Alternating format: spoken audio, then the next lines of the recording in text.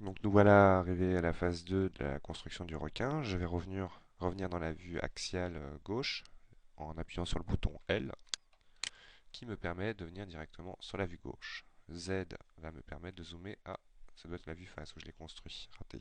Z, je zoome sur la sélection. À ce moment-là, nous allons créer une boîte tout simplement qui va englober au mieux, je dirais, notre poisson. Étant dans une vue axiale, il faut que j'aille vers le haut. On peut le voir ici. Si je vais vers le bas, je donne une hauteur négative. Vers le haut, une hauteur positive. Peu importe pour l'instant la hauteur, on le réglera plus tard. Une fois que j'ai fait ça, je vais appuyer sur F4 qui va me permettre de voir le contour de mes faces. D'où le besoin tout à l'heure d'avoir enlevé les faces de mon plan. Toujours boîte sélectionnée, Alt X. Alt X me permet de basculer en transparence. Mais nous pourrons être embêtés tout à l'heure à sélectionner le requin. On ne veut plus le sélectionner. On a une fonction qui nous permet de le geler. Freeze sélection. Par contre, on ne voit plus rien.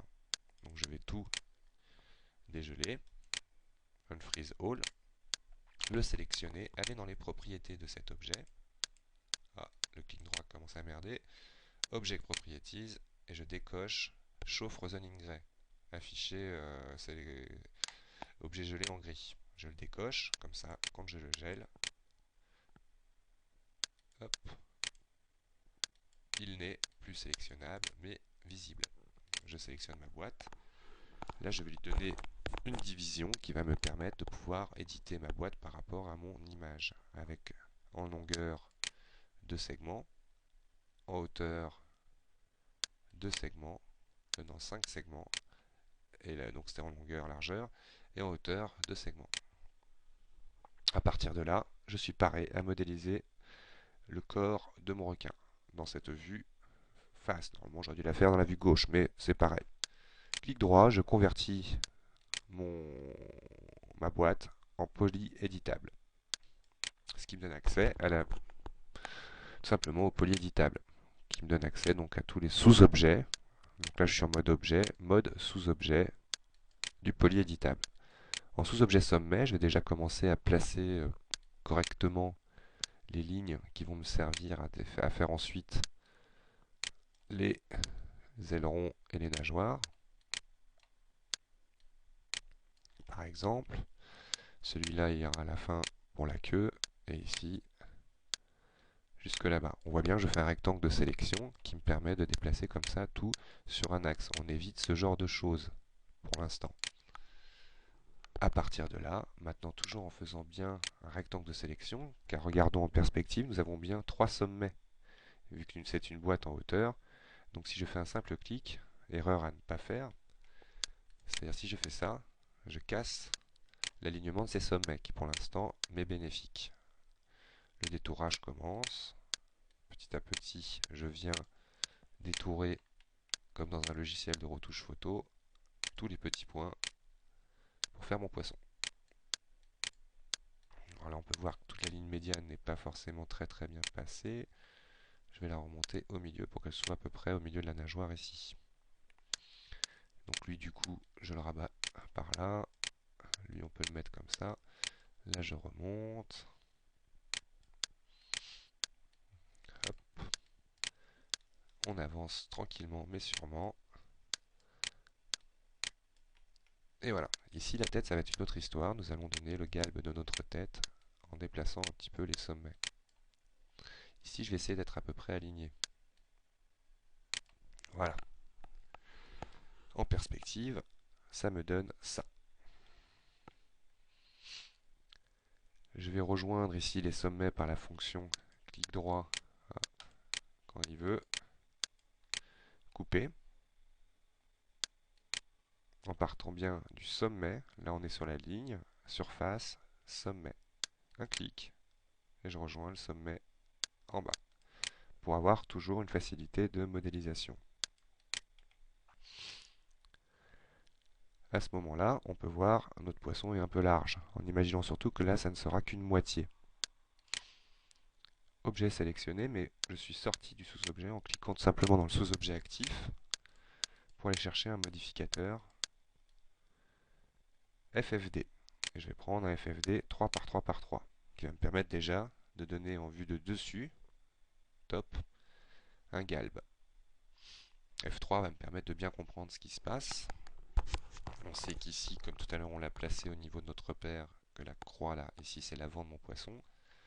Je vais accéder au sous-objet point de contrôle de mon FFD qui va me permettre de donner ce fameux galbe à mon poisson. Alors on a beaucoup moins de points du coup à manipuler. Voilà, hop. Et là on continue. Que voilà. En perspective, F3 pour revoir l'ensemble, ça me donne ça. Pour maintenant éditer mon maillage, il va être compliqué de revenir en arrière, parce que ma déformation ne sera plus active.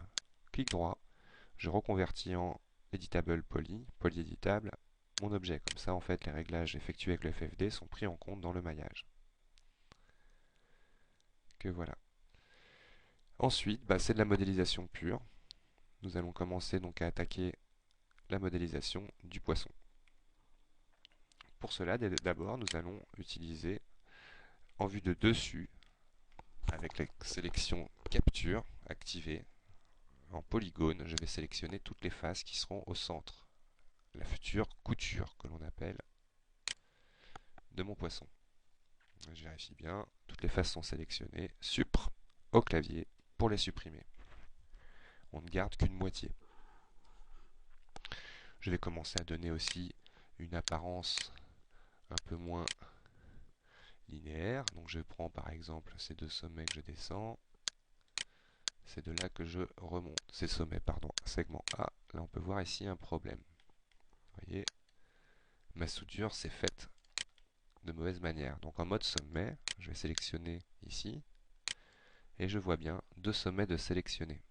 Clic droit, souder avec boîte de dialogue me permettra, là on voit il a réussi tout de suite l'opération. Au cas où ça ne marche pas, on augmente simplement la valeur. Et là logiquement, si je prends les arêtes correspondantes, maintenant ça se passera bien.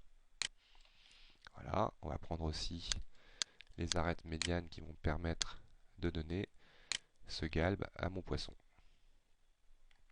On peut voir que ce petit point là, hop, qui sera la future tête, aussi sera déplacé.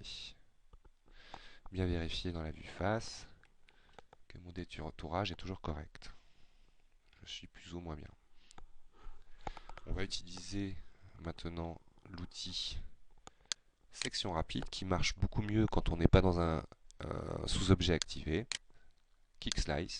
Et là je vais rajouter par exemple ici pour cette partie là, hop, hop, qui me permettra comme ça d'accentuer mon galbe. Clic droit pour en sortir, je prends les petits points qui sont ici, uniquement cela, hop, et vous voyez on commence à dessiner le galbe complet de notre poisson. Voilà, hop. Nous allons maintenant